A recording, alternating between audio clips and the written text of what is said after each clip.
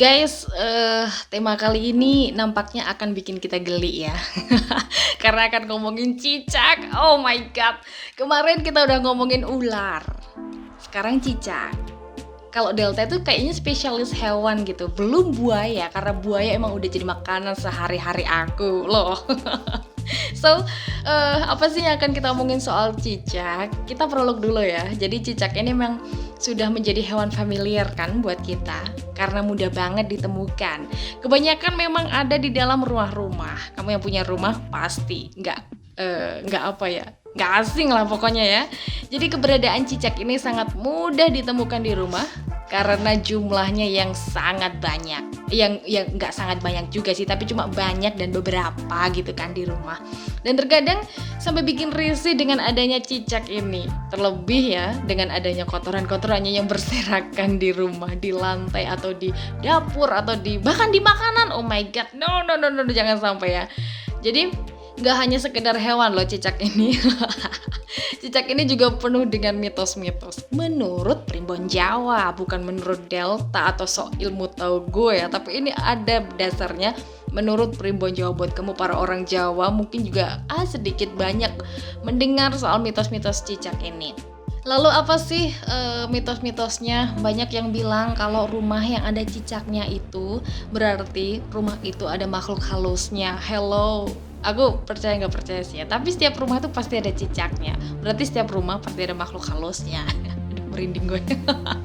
Dan ada yang lebih parah lagi nih ya. Kalau kejatuhan cicaknya itu sendiri, itu tandanya bakal ada orang terdekat yang meninggal.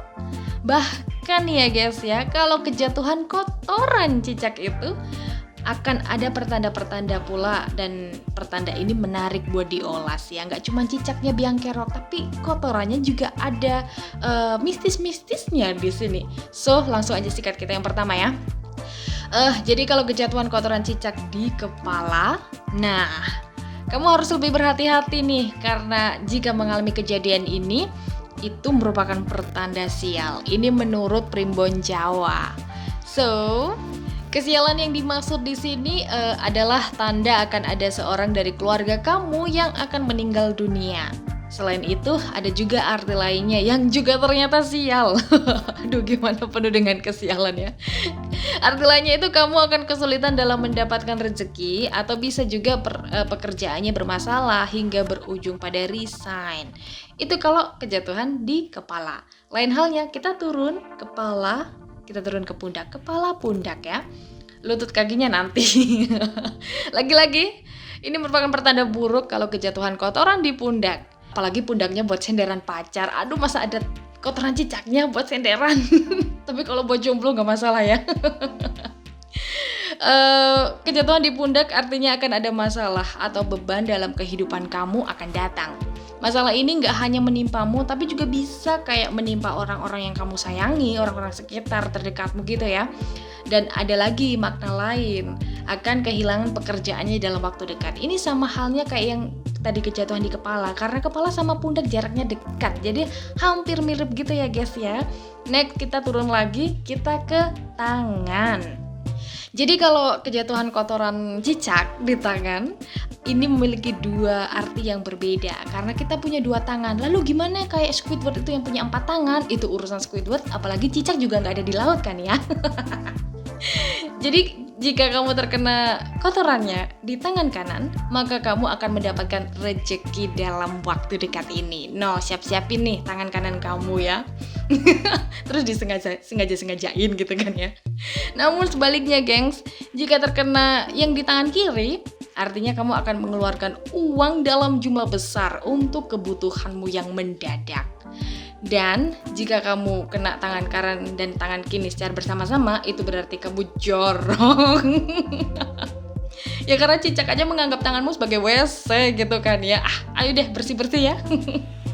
Next, kita geser, bukan turun tapi geser.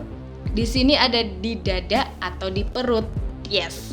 Hal ini juga menjadi pertanda buruk ya. hati-hati. Dan dalam waktu dekat ini kamu akan mengalami sakit yang keras kalau kamu kejatuhan cicak di dada maupun di perut. So sekarang aku mikir kayak gimana sih kejatuhan kotorannya tuh di dada apa di perut.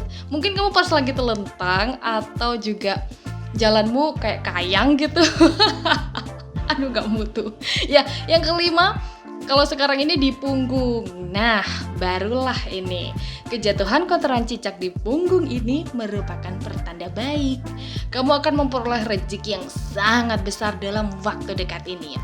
Dan rezeki ini nantinya bisa datang melalui kayak ya hasil daganganmu yang laris manis. Ini buat kamu kalau yang punya lapak jualan ya.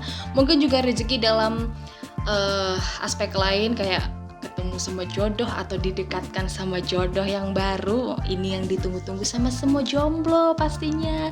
Jadi buat kamu yang pengen dapat rezeki, mungkin kamu jalannya harus bungkuk-bungkuk ya kalau ada di bawahnya cicak. Yang terakhir, kita semakin turun sampai ke kaki. Masih menurut Primbon Jawa, gengs, kejatuhan kotoran cicak di kaki ini adalah sebuah pertanda kamu akan melakukan perjalanan yang jauh. Kemana? Bukan ke kayangan. Sayangnya perjalanan ini nggak hanya jauh ya, namun juga penuh perjuangan dan juga menyedihkan.